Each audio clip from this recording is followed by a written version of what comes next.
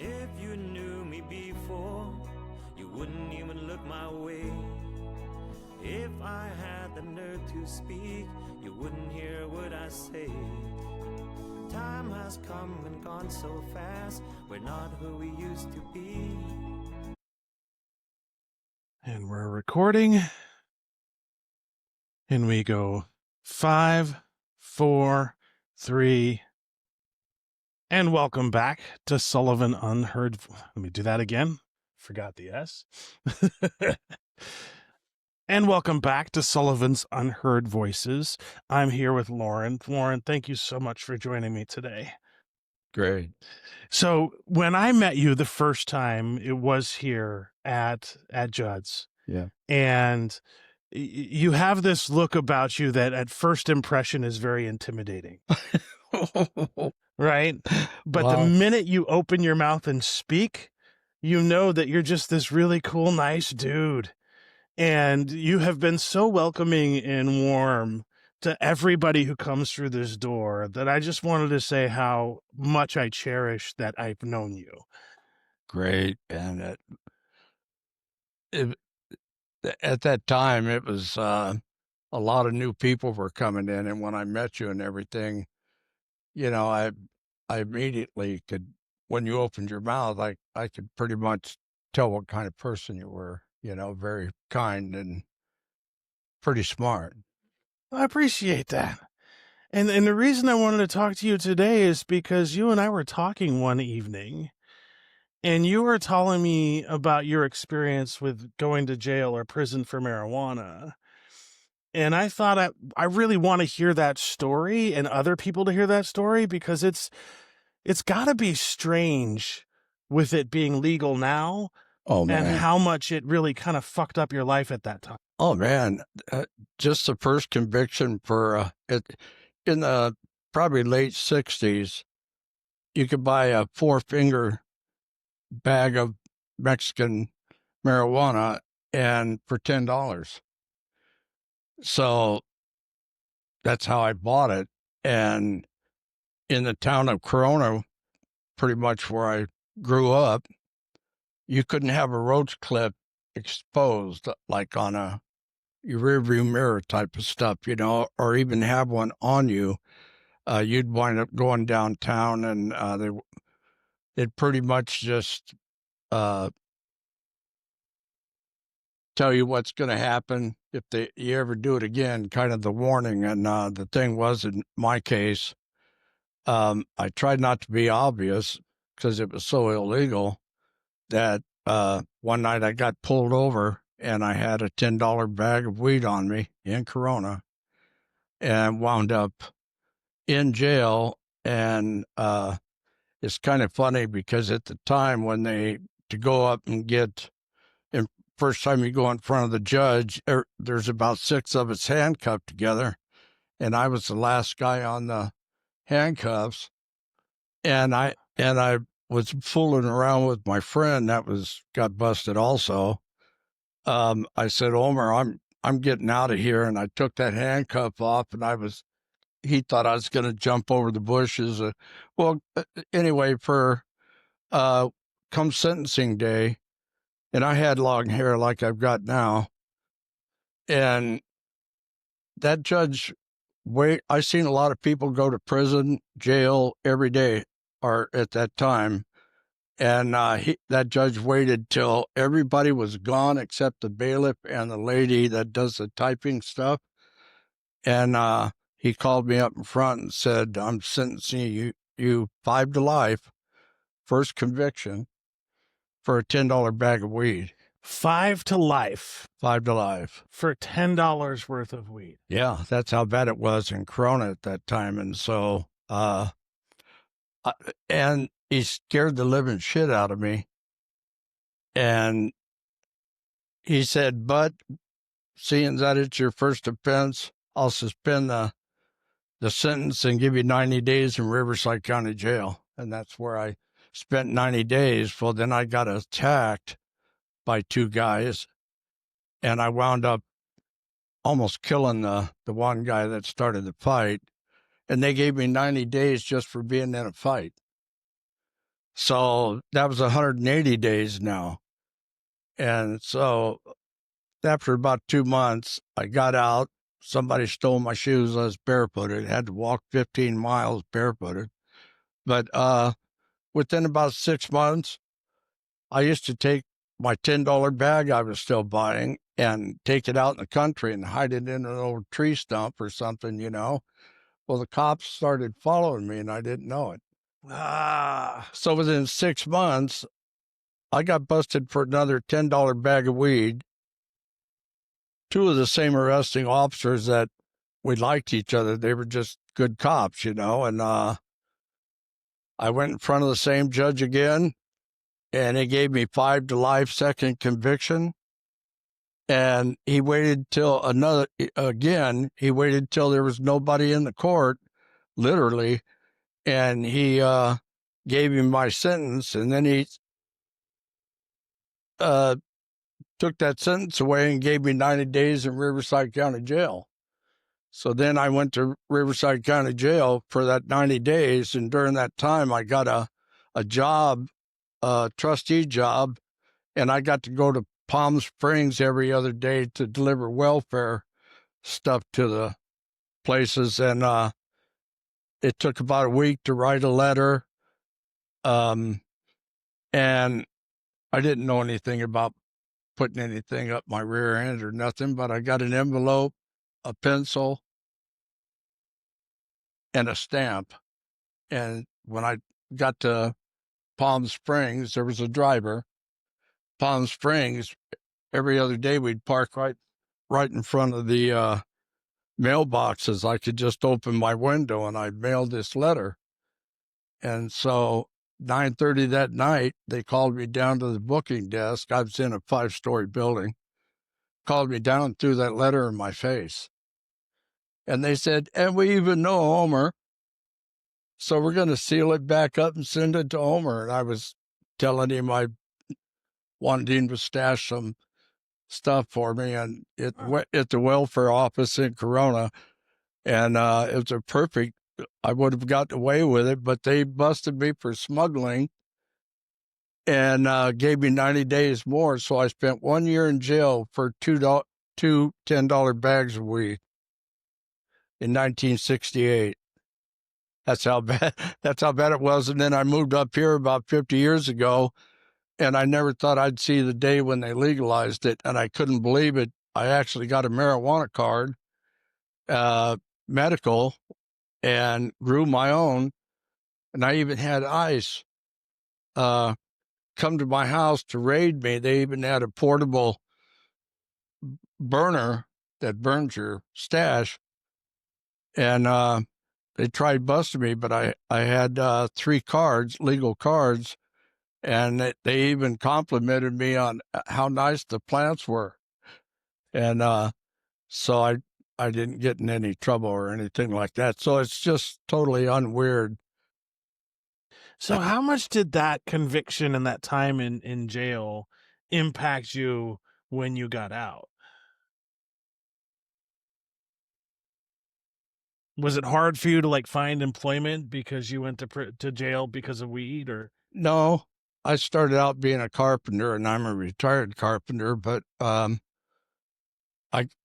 got into the union and started my whole career at about 19, and I love every minute of it that I was building something, help building something. So then during your time inside the jail, what were the conditions like? For Riverside County Jail, it was like going to a jail in downtown LA. They were bad conditions.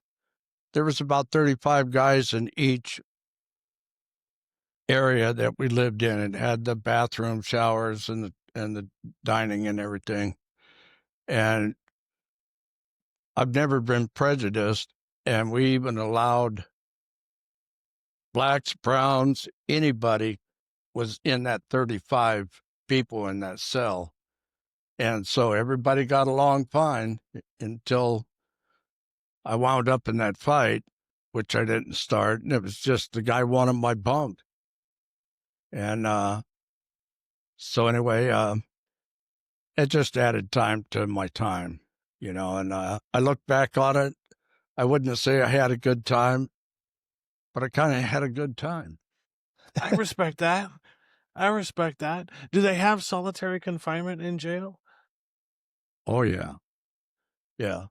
Did you ever? Because of that fight, they put me in a single cell, sink, toilet, bed, you know, and that was the first time I was actually ever got in trouble for anything. And here I am, solitary confinement, and it's like you're almost sleeping on a concrete pad, you The know. most uncomfortable room in the most uncomfortable setting. How long were you there? Like about a week? Probably a week. Yeah. I didn't want to come out. That's fair, right? Uh-huh. So then you came back to Oregon, and you were sort of like this union contractor, right? Yeah. Yeah. Well, it was a non-union that I had a contractor's license, but I couldn't make it doing that. So I went and joined the union. I'd been in the union for years in Southern California. And one of the reasons that I like to acknowledge that is because I'm of the firm belief, with the trades in particular, that union labor is the only way to go. And I say that because I've seen both sides of the building side, right? I've seen buildings that were built by non-union labor and buildings that were built by union labor, and the buildings that were built by union labor last longer in pristine shape. No doubt about it. Yeah, and you know, the union never got me a job, but you know, back in 1980, I was making $27 an hour at plus full medical benefits and retirement, and that's pretty much what I live on now. But back then, uh, there was so much. Just being a carpenter, we could all see the corruption in the unions and even the non-unions, you know, and that's one of the reasons I moved up here. Yeah, there seems to be a little less corruption in Oregon, I am finding. Yeah. Yeah. Well, growing up in Southern California, you could look around and see the cartel. You could tell that, yeah, you know, because we were about 70 miles from Mexico border, and a lot of the drugs that went around the United States were literally brought into Corona, and it went everywhere from there. Mostly heroin, a lot of pot, and everything, you know, meth, all that stuff. So I grew up in that kind of atmosphere, and I wound up my whole life just being a pothead and playing music. And I don't see the problem with that. I don't either. You know? Like I have yet to meet a musician that smokes a lot of marijuana that is a violent dude. I have yet to do that. Like everybody I meet that is a musician that is into marijuana is just the sweetest, nicest person you've ever met. Well, for me, just about all of my friends that have been coming here for 15, 16, 17 years, they're still coming and playing, but they're all potheads. They're not druggies. They don't bring that shit around here. And there's a difference. And it creates this atmosphere that so many people in the state of Oregon, they'll show up here. They've been here before on all the parties that we've done at Bear Creek over 17, 18 years. The barn burners and all that stuff, you know. So if you look back at your life and sort of like in the carpentry realm, what was the famous, or not famous, but what is the thing that you built that you were the most proud of? You know, even though my last name's Christian, I've always wound up building churches for some reason, and then high schools, and then I got into high rise and industrial buildings. So I worked for 2 or 3 companies up here for about 8 years and built a lot of industry. And I got to, me and my partner, it was just an empty field there in Salem, but we got to put in the Salem Christian High School. And when we left that job months later, they wanted us to build a radio station that's still there. You can listen to it every day. And to build a radio station, every stud could not touch the floor.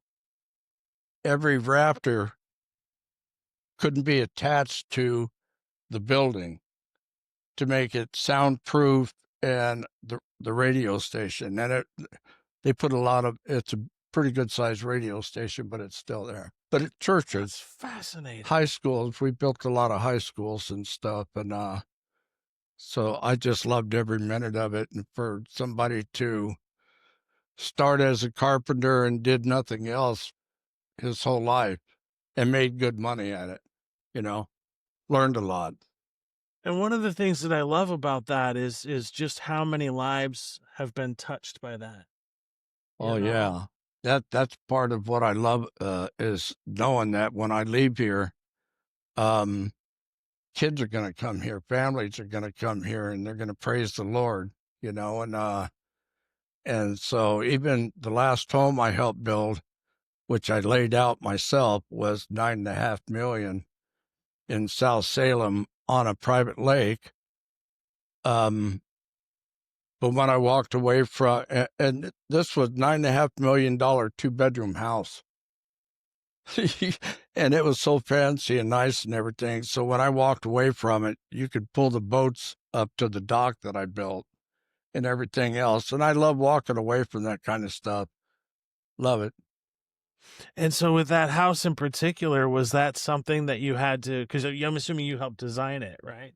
No, but I've always been the guy that goes out on a flat field, like 50, 60 acres or so. We're back.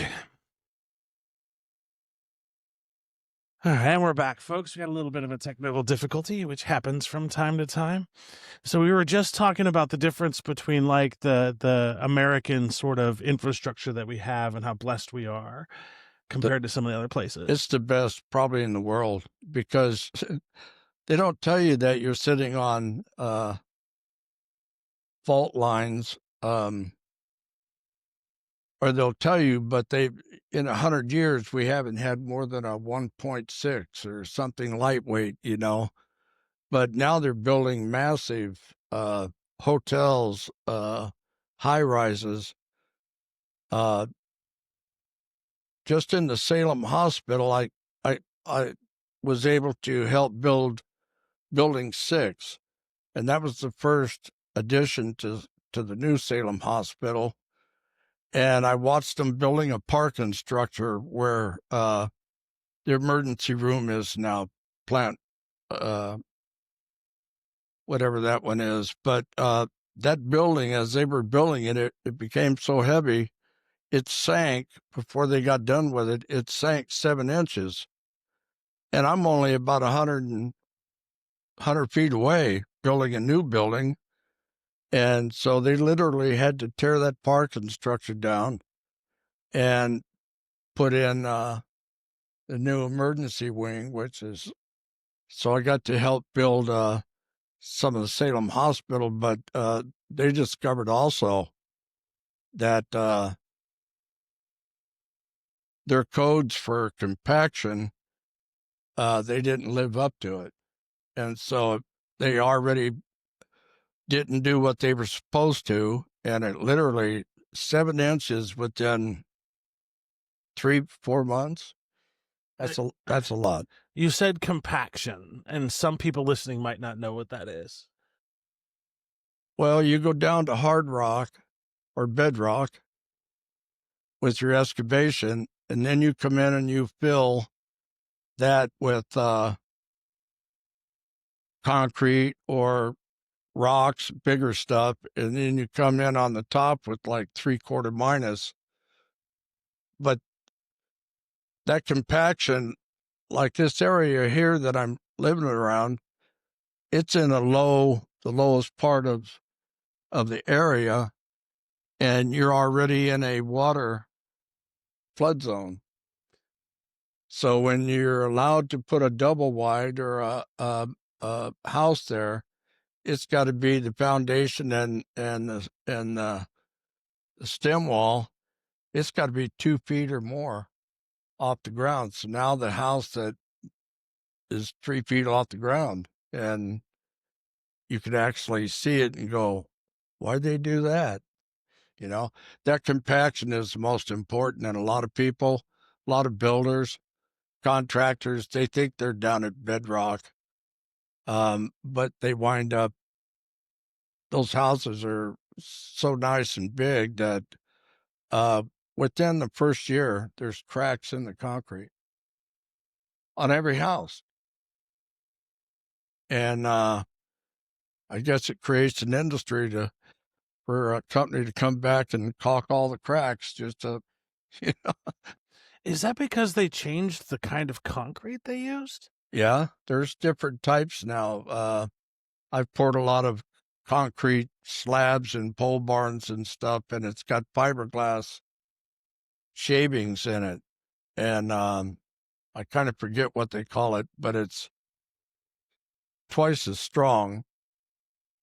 But the thing is when it's all finished out and trialed real smooth and everything, there's still hairs, thousands of hairs sticking up out of the slab, and over time they disappear from where, walking on them. Interesting.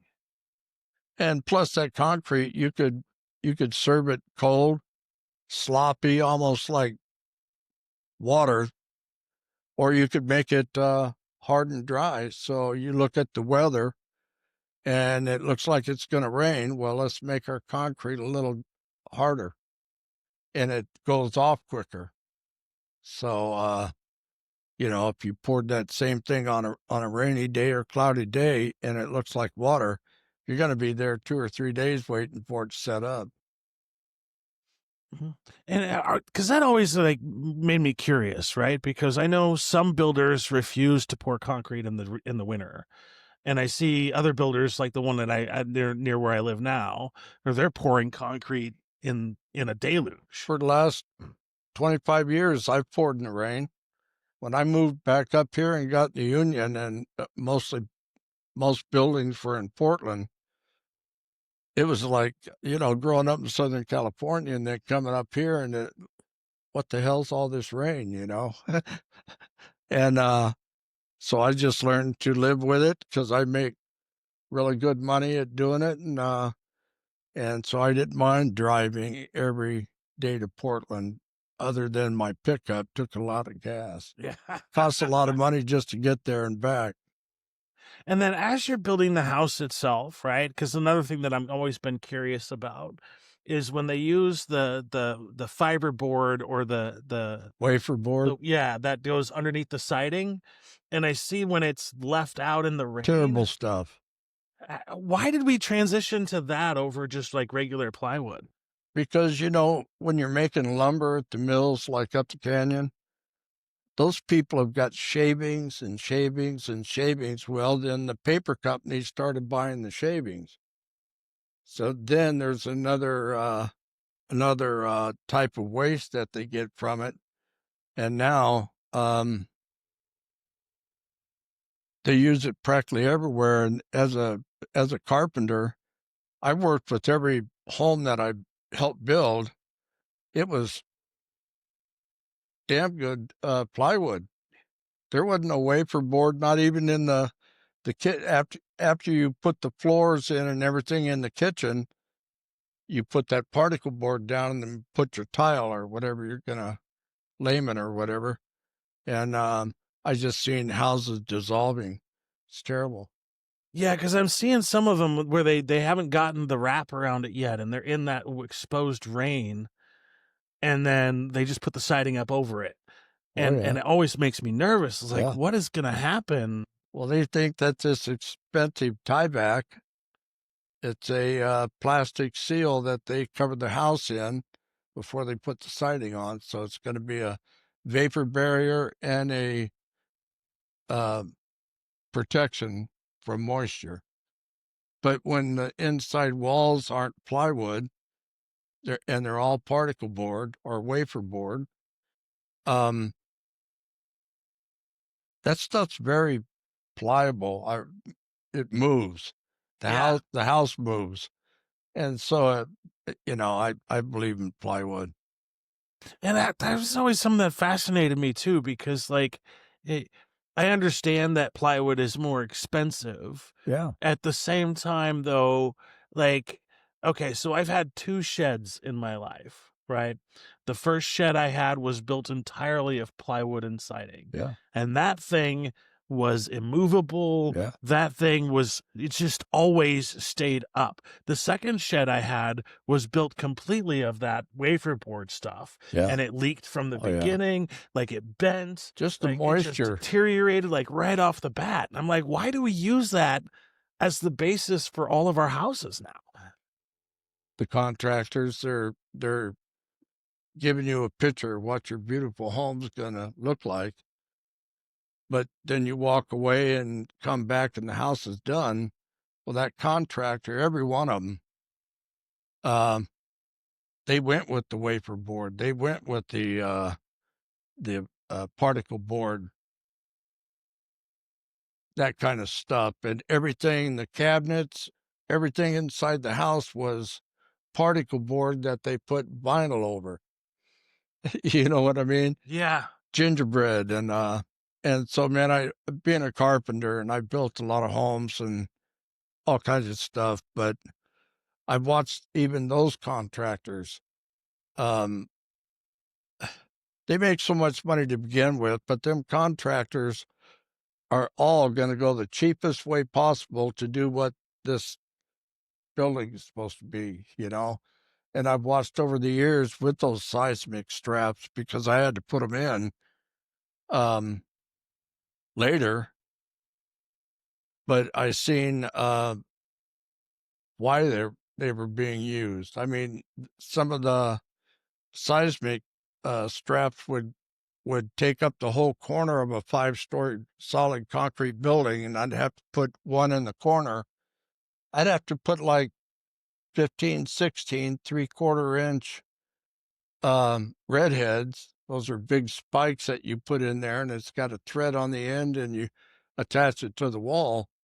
For every one of them holes, I'd have to up in a man lift with an inspector every day. So I worked with the inspectors practically every day, and they watched me put the sealant in the hole after I drilled it. He made sure I drilled the hole exactly what this redhead is. And some of them are 3/4 inch by 6 inches long, going into a concrete wall.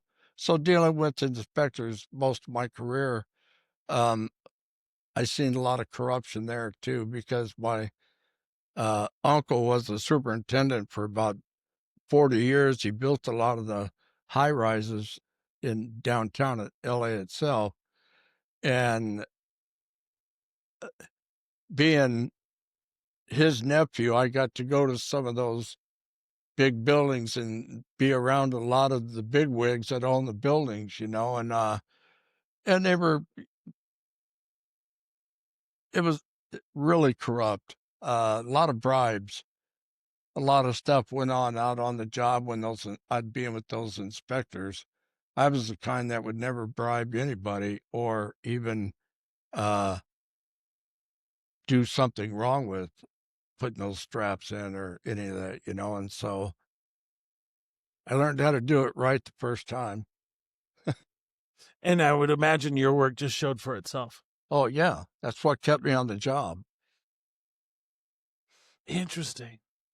And so, like, when you come up to Oregon then and you sort of start building here, is it the same kind of level of construction that you had in California? Pretty much the same level. The state of Oregon, we did what they call tilt-ups. Like I said, you build a solid concrete building and stand it up with these massive cranes, brace it off, and then put a roof on it and tie it all together. Those things go up so quick, and they're still doing them all the time. So the thing was, is Oregon wasn't doing that when I moved up here. It was like something new to them because 50% of the time they were pouring concrete in the rain. Okay. And we would do 6 and 7 massive buildings at the same time. We'd just go from one building over to the next. And some of them would be 5-story buildings that were 300 foot long and massive, you know. So I got to be involved in all that. And like I said, I loved every minute of it. There's not a lot of people that can retire and look back and say, man, that was bitching. 100%. You know? 100%. And the other thing that I wanted to talk to you about, if you're okay with that, is what you had to deal with after the fire. And I only want to talk about the insurance piece, because I know for a fact the insurance companies try to screw you. Oh, yeah. The minute you're involved with the fire. Yeah.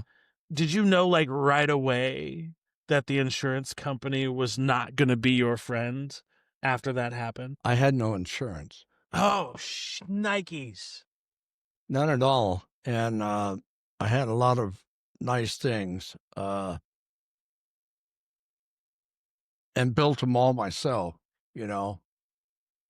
And then to have that happen, and, you know, if I wouldn't have woke up and turned the TV off at 1 o'clock in the morning, I had already right next to me, my porch and 2 garages had already burned down, and I'm sound asleep.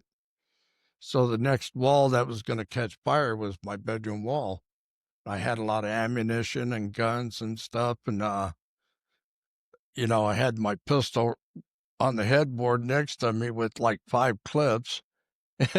When I found them after the fire, they were like, I wouldn't want to be there when they all went off. It just blew shit apart, you know. But I was there for 25 years, caretaking the quarry up there in Lyons, and knew the owners and the family. And I was probably 40 feet away from the San Am River, so it was just right. That's what destroyed everything I owned. Was the fire had jumped from Fisherman's Bend and jumped the river, and then it started burning towards Staten.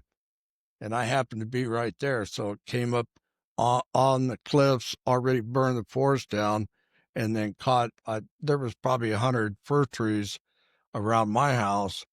And when I got out of there in my underwear and T-shirt, everywhere, some of them trees were 4 feet in diameter, and they were already half burnt. So that fire had already been going for maybe an hour, hour and a half.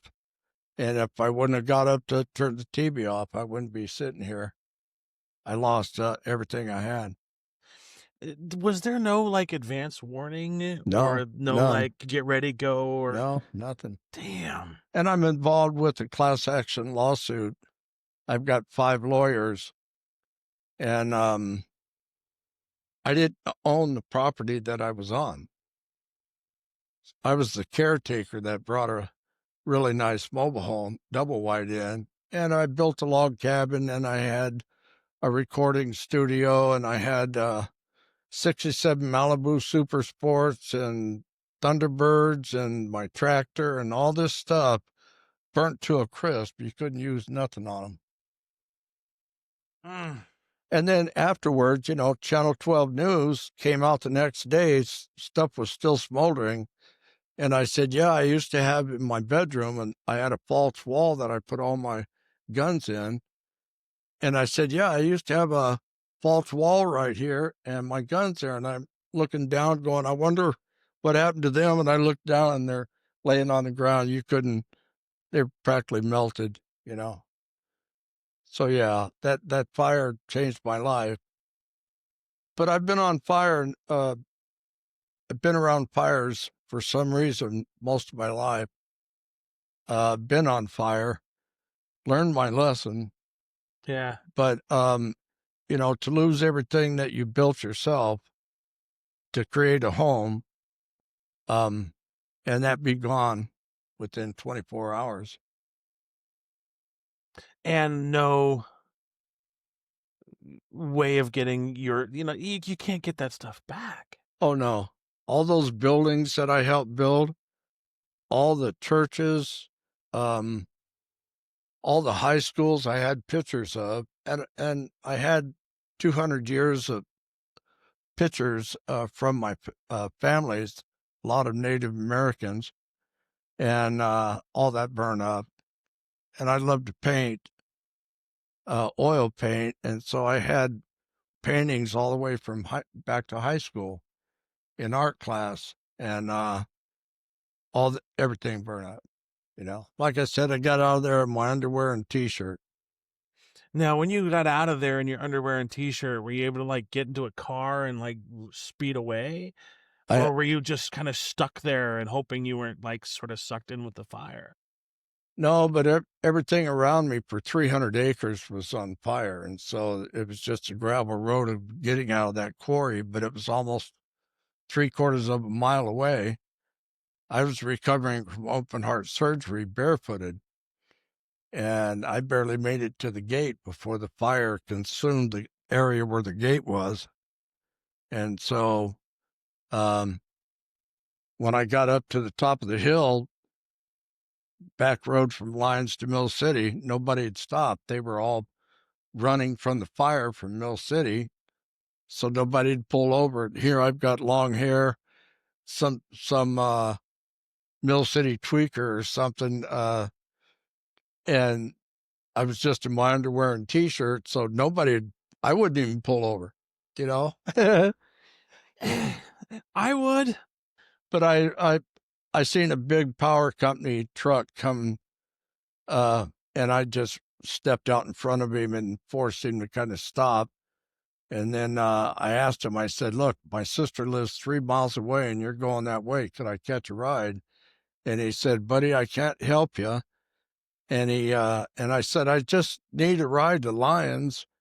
And he said, get the F away from my truck. So this truck is so big on the back end. It had a boom and everything, but on the back end, there was a ladder, metal steps, and a handrail. And I grabbed that and jumped on his truck. He didn't even know I was there.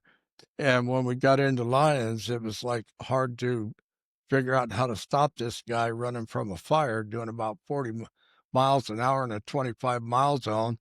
And I found a tool and got up to the front of the truck from the back and smacked the top of his driver's cab. And man, that guy got pissed off and he come to a screeching halt. I thought he was going to get out and kick my butt, but God blessed him and said thank you and everything, and he's flipping me off. But I made it to my sister's. I was still in my underwear and T-shirt. So I want to pause and soak that in for a second, right? Because you're not walking on the street on a regular night in your underwear and in a tank top. There's a fire going on around you. Well, you can see it. And this guy had the gumption to say, I can't help you. And so you're going to leave a dude stranded on the side of the road during a fire. What is wrong with you, dude? Like, I hope karma visits you later on in life, because that is just the most ridiculous effed up thing I have ever heard in my entire life. Well, what's funny, it's not really funny, but the next day when Channel 12 News came out, there was that same truck in my yard and another big truck in my yard, because their power line and telephone pole goes across the San Am River to those people. It got caught in the fire and burned up. So they're replacing all that stuff. And the sheriff actually escorted us down to the property with Channel 12 News. And I got to talking to him and I said, see that first truck there? I told him the story, and I said, that's the guy that wouldn't give me a ride. And he goes, well, if there was anything I could do, I could do it, but there's nothing I could do, but yeah. And I actually said it on Channel 12 News, But I was bummed, losing everything. And I can't even imagine, and just the idea. I'm so glad that you're able to sort of land on your feet here, though. Oh, I thank Judge Sawyer for that, and Yeah. Bear Creek. Judge's the kindest, most generous guy. He would help people he don't like. I know, I've seen it. But it creates this atmosphere at Bear Creek. Not very many people know about it, but the atmosphere, everybody that comes through that door is actually a really good person and a very good musician, and brings it to Bear Creek, So I've been to every party for practically the last 20 years. And it's almost like hallowed ground. It is hallowed ground. We call it our sanctuary. Yeah. Yeah. Every time I pull up and I see this place and I see what's around me, I just think about like what I have seen since I've known Judd, and just how amazing some of the experiences that I've had here have been. And like, so over the years, like, what has been one of your wait for you to catch up there, but one of the things I'm curious about is what has been your favorite so far that you've seen when you've been here? Oh man. God, I've seen so many of them. Believe it or not, I would say Nicky Jones Band. Okay, tell us more. But I've seen them all. I mean, every genre there is out there is played on this stage. And I was glad that I was a backup drummer, so a lot of times I got to jam with all these people. And one night I wound up, I think I was playing with, I think Nicky and Brandon come out, but it wasn't Nicky Jones Band. It was just an open jam. And I was jamming with them and actually had a light heart attack. And I was carrying my nitroglycerin pills, so I took one of them, and my niece and nephew helped me off the stage, and I went over and popped the top on a beer and had a good rest of the night, Of course you did. Oh, that is so awesome. Yeah, and I know what you mean though, because like just the other day getting up on stage and Oh, singing, you did great, brother. even though I forgot 3 of the lyrics, I'll say yeah, okay, I did okay. But I was ready to go. Everything was in my mind, and then I remember distinctly looking to my right and going, "Shit, I'm on the stage with Brandon Logan and he's playing guitar," and I just went fucking blank. I'll tell you what, this guy, he's just a calm, very nice gentleman. And I've just sat at the bar and drank beer with him and smoked a little bit and stuff and got to know him and everything. But when he got on that stage that night, he was like the showman that jumped up, grabbed the mic, and just got into this bitchin' song. And it's like the whole band just put it together. And I mean, that was some rockin' shit, brother. Thank you. I'm telling you. Thank you. And it just, I was impressed. Thank you. Yeah, that song has a lot of significance for me, right? Yeah. Because I'm so anti-war Yeah. that it's just like, anyway. And so just that whole concept of war pigs, and it's just like a perfect song that just fits in with who I am as a human being. Yeah. And it's one of the only songs of Ozzy's that I can get away with singing. I'd say keep it up because you have the energy and the putting on the show type thing and jamming. I don't have the time. No, but you got to jam with Brandon and the bucket and list's them, done. Bucket list complete. I'm telling you. Yeah. Like that was an epic evening. Oh hell yeah! An epic evening. That was great. And so one of the things that I also appreciate about you is your experience and ability to cultivate what is probably hands down the best weed I have ever consumed. Really? Because here's the thing, right? every time I go to a dispensary or I consume like commercial marijuana, I can taste the chemicals. Yeah. I can taste whatever it is they're putting in there. Yeah. You You don't know what it use is. chemicals.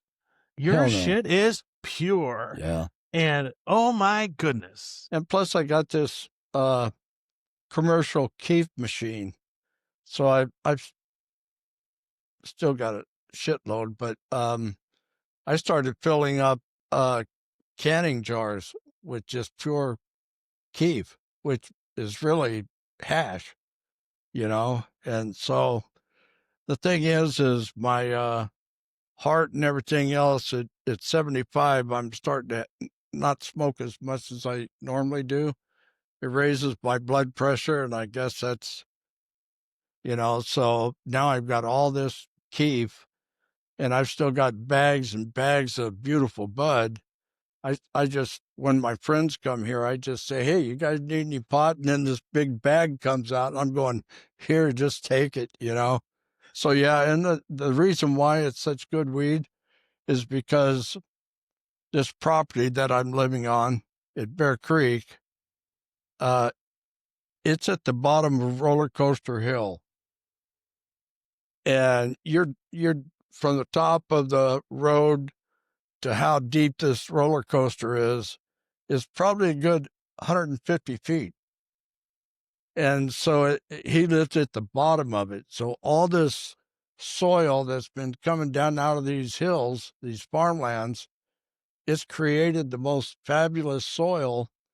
You're on bottom land, and the topsoil is probably 14, 16 inches of topsoil. That's probably the best soil in the world. And you don't need those fertilizers. So we don't put any chemicals on it. I grow vegetables and stuff like that also.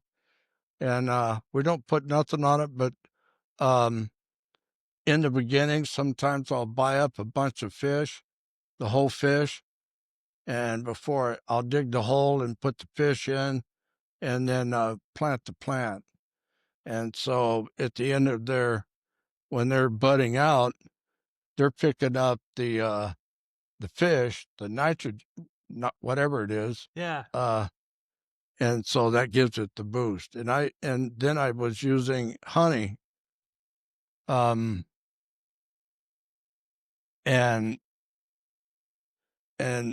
almost at the beginning of bud season, I would put 5 gallons in about 6 holes. I'd put 5 gallons worth of honey in it. And so I don't know if it ever did any good or not, but a lot of my pot was pretty sweet. Yeah. It's good stuff. So we've been at this for almost an hour. And I really appreciate the time we spent together and the conversations that we had. Oh, yeah. What would you say to the musicians out there? Like a message from Loren to all those musicians that have come and are going to come through to Bear Creek. Most of those people that are going to come through these doors are lifetime musicians. Even if they're young, they don't know it yet, but staying with it. And the kind of talent that I've seen in open jams and stuff, it's like they were like going to a concert. That's how good these people were. And to this day, those people still come back, and they're that much better. And they stuck with it for their whole life. I've been playing drums since 1964. I was 14. Didn't know what the heck I was doing. But, and my dad was a drummer. He had a country western band in Dallas, Texas. And he knew he had all the instruments and he played all of them, but he was pretty much a drummer. And then, when I was about 8 or 9 years old, my parents got a divorce and he went away I never seen him for years, but I never learned any music or even anything from him. And I picked up the drums and I picked up the guitar, and then I picked up the harmonica. And then there was an actual time that I could play all three at the same time. How cool is that? Well, it's bitching because playing music for any musician that comes through that door, it's either in your blood or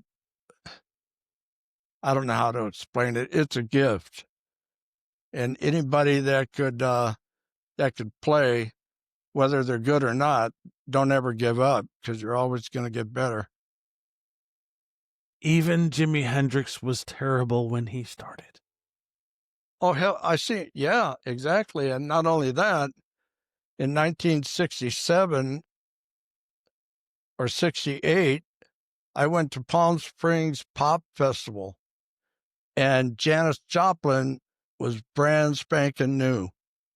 And there was, I swear to you, the little town of Palm Springs got invaded by 30,000 hippies.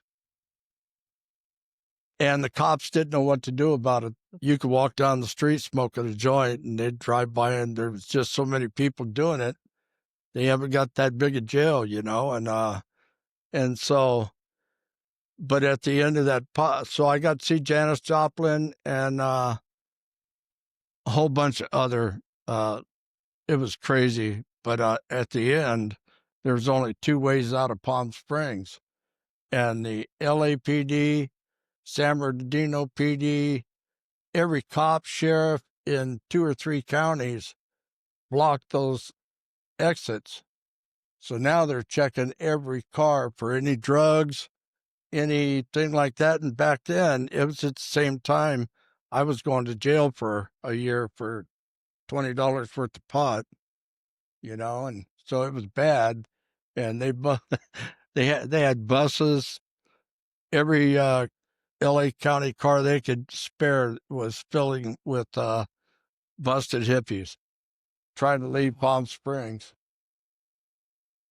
I'm just trying to picture that in my head of like all of that response and all of the money that was wasted to bust people trying to have a good time at a concert. Yeah, and with that amount of people that came there, a lot of them camped out at Tuckwitz Falls, and there was 2 deaths, 1 birth, and a lot of ambulance, you could say, from people ODing or drunk driving or whatever. So that invasion of Palm Springs was probably one of the highlights of my life because I got to see, you know, it back then I was living through the evolution of rock and roll. I mean, I used to listen to Buddy Holly and I mean Elvis Presley and all of them, and it's so bitching to retire out, and I live right next door, so I just come over here anytime, sneak in, and start jamming, you know. And at my age, and my son Loren Jr., he's the drummer for, can I say, Nicky Jones band? Yeah. And so my dad was a drummer. I'm a drummer. And for him to become a drummer, it was like a miracle. He keeps the music going, you know. So I'm very proud of him and Nicky Jones band. They're going to win. I think so too. And one of the things that impresses me most about your son is that he's made the transition Oh man, from heavy metal, like hard rock, to blues effectively.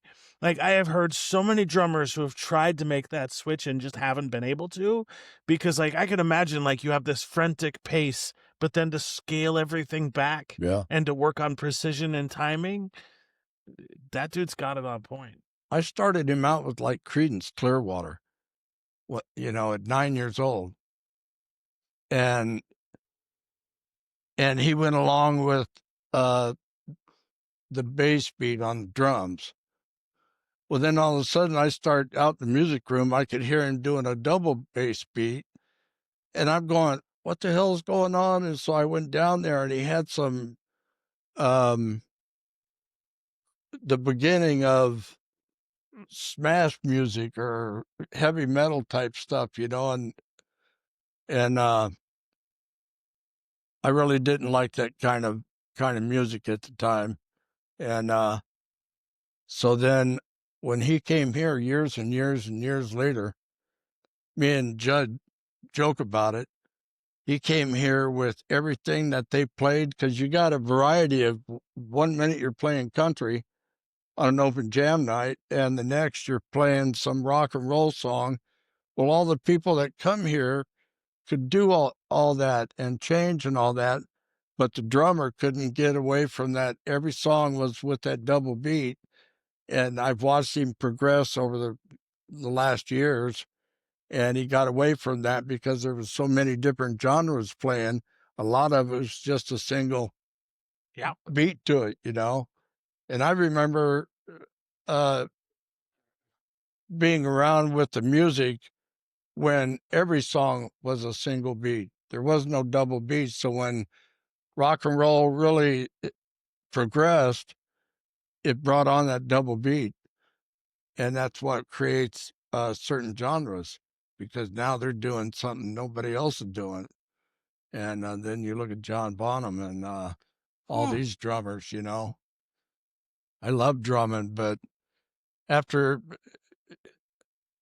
having that little heart attack, at my age, you got to start not giving a shit and do what you're supposed to do to keep yourself alive, So now they took my driver's license away, and I'm unsafe to drive a vehicle down the road.